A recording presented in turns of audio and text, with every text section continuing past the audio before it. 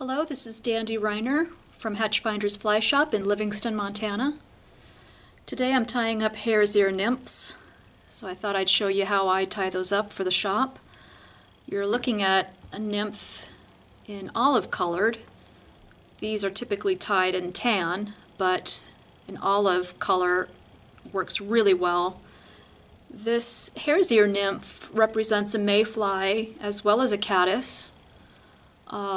I find that it's a great attractor pattern when there aren't many fish to be had.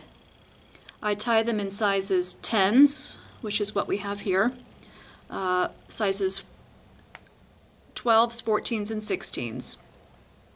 So I'll show you how I tie these up. This is a Dai-Riki number 730 hook with a 4.6 millimeter gold bead. I'm using an ultra thread 140 in olive.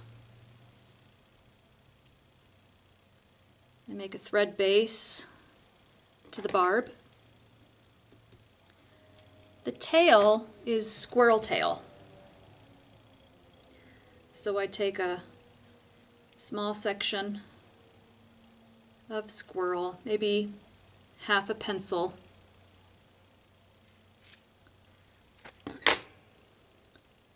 Knock all the under fuzz off of it.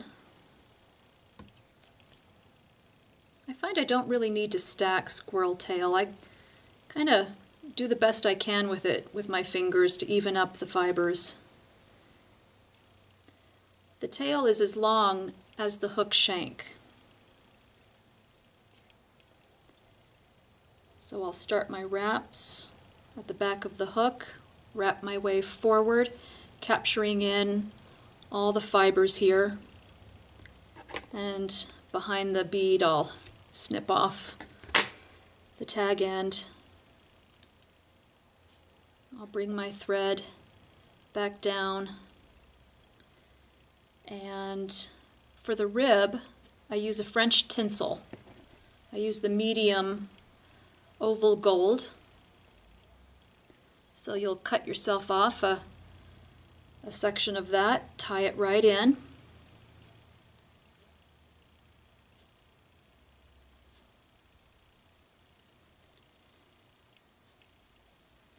And now I'm ready for the dubbing. I'm using a rabbit dubbing in a light olive.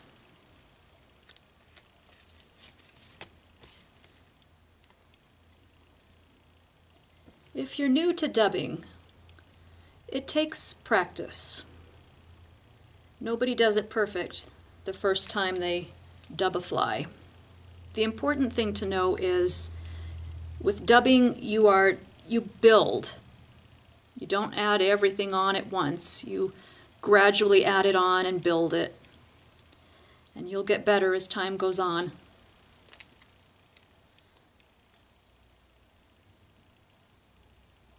So this is a size 10. I want a good meaty body on this big nymph.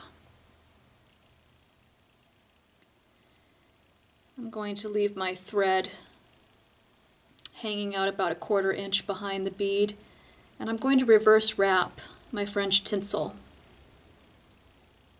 Keep your wraps even. I pull my gold tinsel pretty tight. I keep a good tension on it. Hold on to it tight as you're tying it off. And I have about 5 wraps on there. And now I'll snip the tag end off.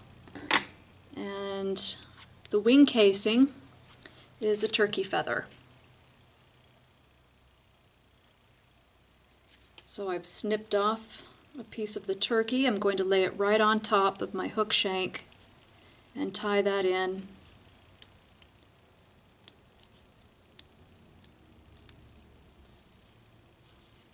Right on top, just like that. I'm going to add some more dubbing, and I like a good sized thorax.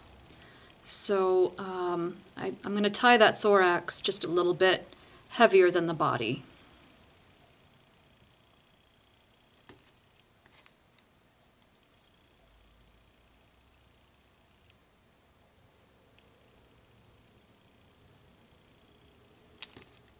you just build it up with the dubbing.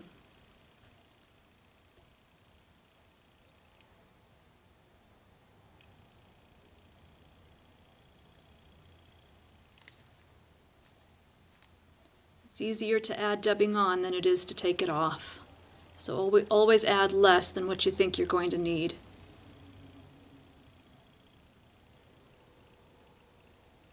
Okay, now I'm going to pull that wing case, the turkey feather, I'm going to pull that right over the eye, and I'm going to tie that off behind the bead.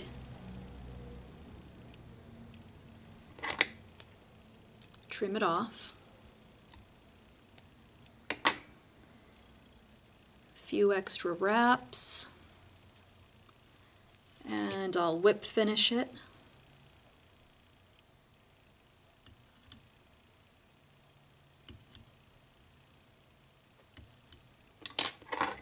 Cut that off.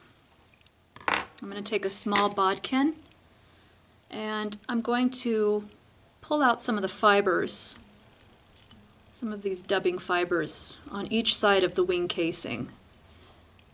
And this gives it a buggier appearance, and it also acts as legs. I pull some of the fibers underneath as well. Just gives it a buggier appearance. Not too difficult. Little drop of head cement.